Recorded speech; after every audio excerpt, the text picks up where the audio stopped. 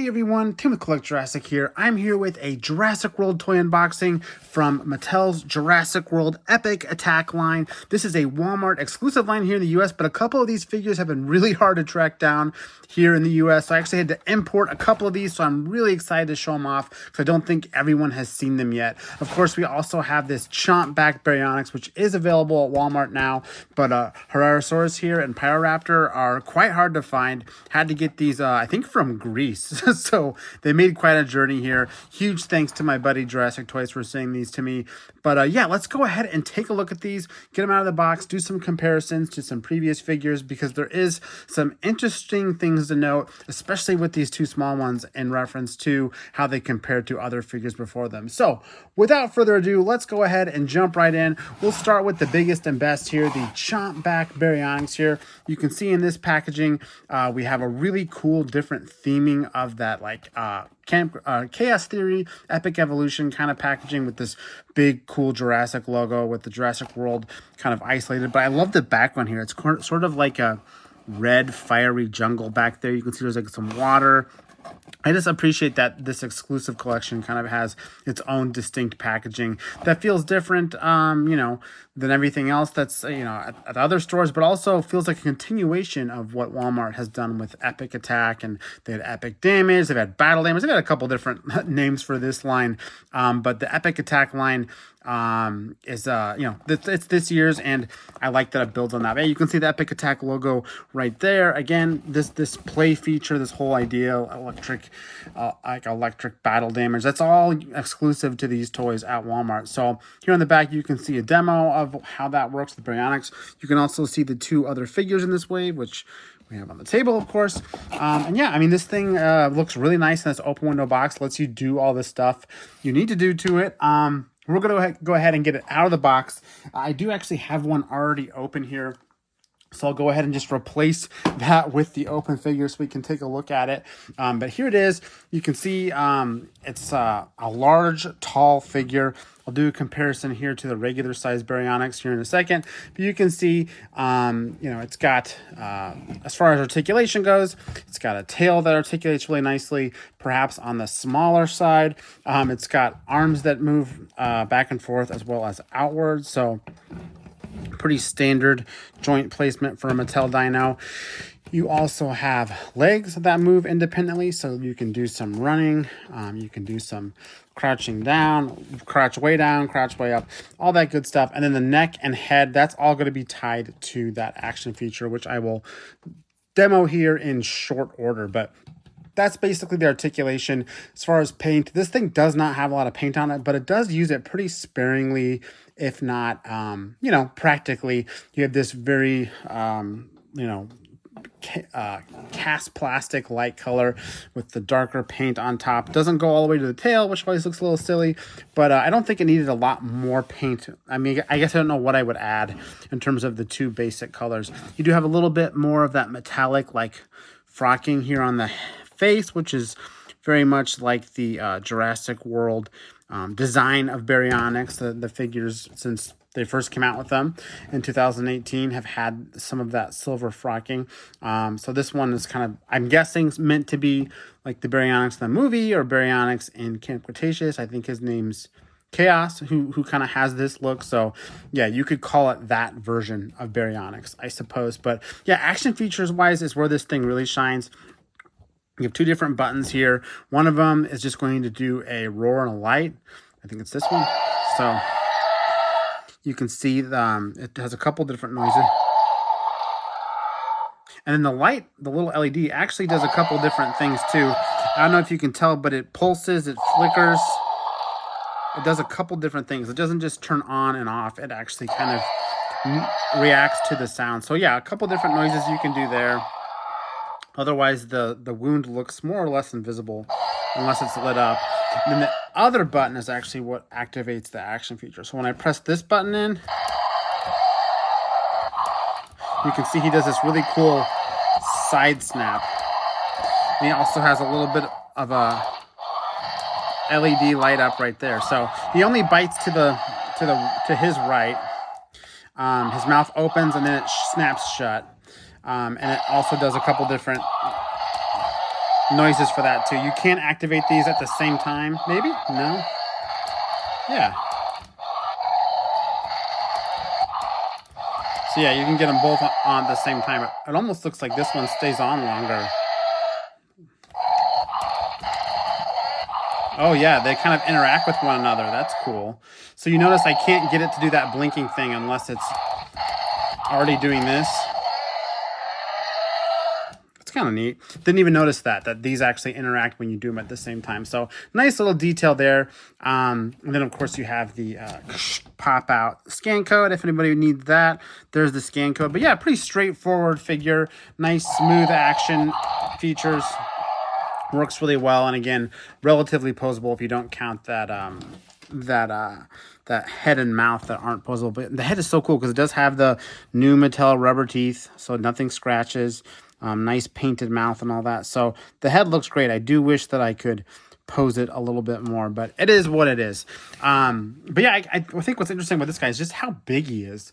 Like you put Owen next to him and he's almost like a, I wouldn't say T-Rex size, but he's certainly bigger than the Allosaurus in the movie or the shows. Certainly bigger than like a typical Allosaurus figure from Mattel, which I'm going to bring in the last version of Chaos they did here, which is a little more true to size from the movie.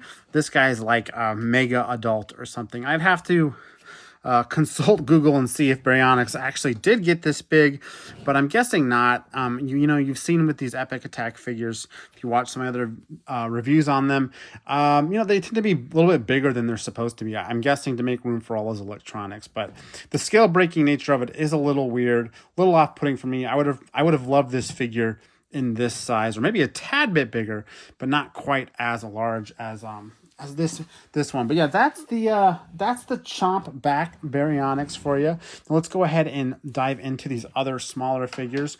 We'll start off here with Pyroraptor. Same kind of idea for the packaging, right? It's got the same theming on it. It also has on the back Baryonyx and Herrarasaurs that you can get.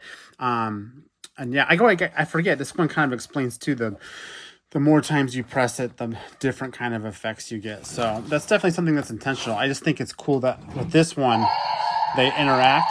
I think that's really cool that they interact. But with these other standard release figures, you usually don't get that that level of like, I guess, interactivity because there's only one button, right? So we'll go ahead and snap out Baryonyx. I'm a little sad to do it because, like I said, this is a rare figure and it's probably worth way more in the box, but I don't collect things in the box anymore, so out the figure comes. And my first, you know, impressions of this thing are, it actually doesn't feel overly big, but again, we'll do a comparison, but it's got some really nice paint blending. You can see the body of it is red and it kind of turns into that darker gray color, but they've even blended it on the legs so they don't look quite so, I don't know, harsh of a blend from the dark leg to the red body. Looks like the red wings are actually a little bit bigger on this figure than they have been previously. Its arms only go up and down. They don't extend outward, which is okay. And same thing with the legs too. I like this little tuft of feather on the back leg. I wonder if the other figures have that. Again, we'll have to do our comparison here. And then you have the face, very much like any Mattel Pyroraptor, nothing new here, but nice crisply painted teeth, tongue, all that stuff. The jaw does open and close, not tied to any kind of action feature. Then you have the darker red plumage on top. So he's got some decent paint apps. You can see a speaker back there. Some of these figures have pretty what I would call not low profile speakers, and this is one of them. Like, yeah, this is fine on the bottom of the figure, but this looks like a wound in and of itself. But the real wound is over here on the front. If I press it, get some of those Pyroraptor noises, some pulsing. He's a little quieter. So yeah, a couple different noises, a couple different LED effects here. But otherwise, it's a pretty straightforward figure. Yeah, that light's really bright, though. I'm sure you can see it on the camera, too. It's a very bright light, which is cool. Definitely stands out. Even in full sort of like light bulb, well-lit room, you're able to tell. So, yeah, yeah, kind of how he compares to, a human figure or another Pyroraptor. This is Walmart exclusive Epic. I think this is called Epic Damage. This is the one from a couple years ago with the little red wound that changes, if you can see that, within the body. But next to each other, you can see that this new one is supersized, right? Definitely bigger, taller, longer, all of the above. It's just overall, it's a bigger figure.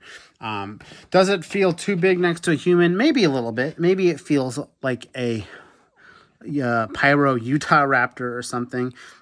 It's basically the size of like a big raptor versus sort of like the smaller, more bird-like creature we saw in the movie. But I don't think it's as scale breaking as some of these Epic Attack figures, and actually looks quite nice along there with the pack. I did want to confirm for sure that the wing feathers here on this new figure are noticeably longer than the previous mold. So that is actually one thing they went back and added. They could be even longer though, if we're being honest. Everything else looks exactly the same, including the feathers on the back of the leg. That's all in the original mold. So maybe the tail feathers, more spread out on this one. So they made a couple small changes to this, but overall, it's really the same figure as what came before it, just with that electronic feature. So let's go ahead and show the scan code for that, of course. Popping that out. Comes right out the back there, so go ahead and get your scan code in. And that is the Epic Attack Pyroraptor alongside the Epic Attack Baryonyx. So thanks, Owen. Thank you for your service. We got one more dinosaur to get out here. And then what I'd love to do, I think, is actually get all the Epic Attack figures on the table, because I do think it's cool to see them all together all at once. So definitely going to make a point to do that. But yeah, let's go ahead and check out Herrarasaurs here in the package. Same package as Pyroraptor here. Pretty much everything about that is the same. It's just the figure inside, right? So similar to the poor Pyroraptor, I do have to get this one out. Despite how much more he's probably worth keeping in the box, he's got to come out for the review, right? So there it is out of the package. He has got the same articulation as Pyro. So you have the legs that move independently, and then you have arms that move independently too. What's interesting is he's a very strange mix of colors. I didn't even notice till just now, but there's also like two different tones in his body that blend into his jaw versus the top of his head versus the tail and the legs. So there's a couple different colorations going on here that blend into one another. It's a little more, his head, the top of his head, really sticks out. It's not blended quite as well. But other than that, it has this sort of like muddy splotch texture that goes down most of its body, if not all. But I got to be honest with you, this is not the coolest paint app I've seen on a Mattel dinosaur, and certainly not Herrarasaurus. We've got so many versions of this figure, which I'll get to here in a second.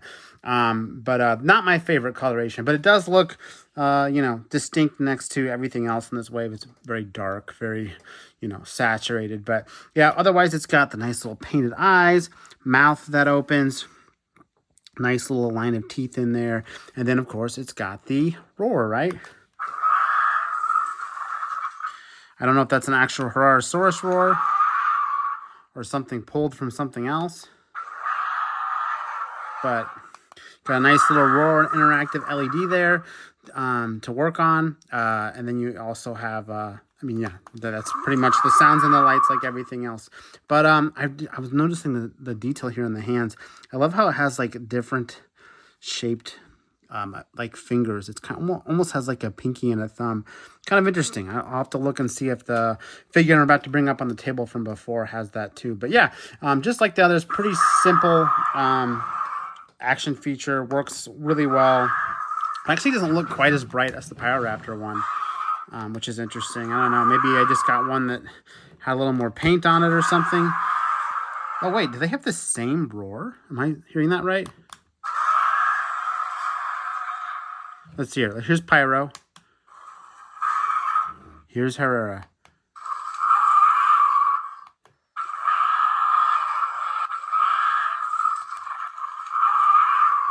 Okay, one more time. I don't know. It's hard to say, but they do sound pretty much identical, maybe slightly tweaked. But interesting. I guess they have a generic enough roar and growl that they can share across both of them. Oh, I almost forgot the scan cat tag for this guy. There's that. Don't want to forget that. I know a lot of people watch the video for the scan tag, so there it is for Herrarasaurs. That's Herrarasaurs and Pyroraptor and Baryonyx. But what I want to do before I sign off here is just give a quick overview of all of these Epic Attack figures, because I don't know if anyone's ever put them all in one place, just because they're so hard to find. Maybe not everybody has all these. So I'm going to go ahead and get the JP3 Raptor up, the Dilophosaurus up. These ones were available at Walmart for 2 seconds here in the US before being discontinued. Also the Carnotaurus, which is one of the cooler Carnotaurus figures we've ever gotten. Of course, made obsolete by the Hammond Collection one. It still was a cool one. It also has action features like the Baryonyx, so very similar to the Baryonyx in that regard. So there's the two bigger Epic Attack figures. We have these two, that JP3 Raptor, Dilophosaurus. Of course, we got her and Pyro. But wait, there's more. I also have Pachycephalosaurus and young T-Rex here. Very rare figures. Again, harder to come by, but I did manage to import those. They actually look bigger than Herrera and Pyro here. They're super sized. And again, this is where the scale really gets silly. You got Owen here next to a seemingly young T-Rex that's actually quite big, right? And then one last one, we have the Jurassic Park Raptor. And I'm only doing the dinosaurs here. I'm aware that there's a vehicle for this line, but I'm just focusing on the dinosaurs for this one. There's also that Explorer, which I believe I have a review for it, so you can always check that out. There's a vehicle in this line, but we're just doing the dinosaurs. And then last but not least, we have one of the cooler T-Rexes we've ever gotten from Mattel, in my opinion, this Epic Attack one, which doesn't quite look as massive next to this big Baryonyx, but this guy's a cool one. He's got a really cool paint coloration on him. One of my favorites on any Rex, honestly. He looks really cool. Again, I think I did a review of him if you want to check it out. But yeah, this is right now the whole Epic Attack electric lineup from Mattel Jurassic, right? There's a couple of figures they advertised last year, I think, at the Metrodon and a Velociraptor Tiger that never came out, but those would certainly join this roster here. But it's a pretty cool line. Again, I love the electronic features. I just wish they would make the scale a little more like the main line, but I guess maybe they have to have the electronics in place, so that's just a trade-off. But anyway, cool line to collect. Super stoked to get all of these figures, even if it isn't always simple to get them here in the US, but glad I could get them all so I could share them with everyone watching today. But yeah, I think that's pretty much all I got to say about all of these new figures: Herrarasaurs, Pyro, Baryonyx. Again, you can get Baryonyx in store if you'd like. Otherwise, you know, you're probably going to be on eBay or something trying to get a lot of these. But I think that's all I got. Again, I'm Tim with Collect Jurassic. Thanks for watching, and I'll see you next time.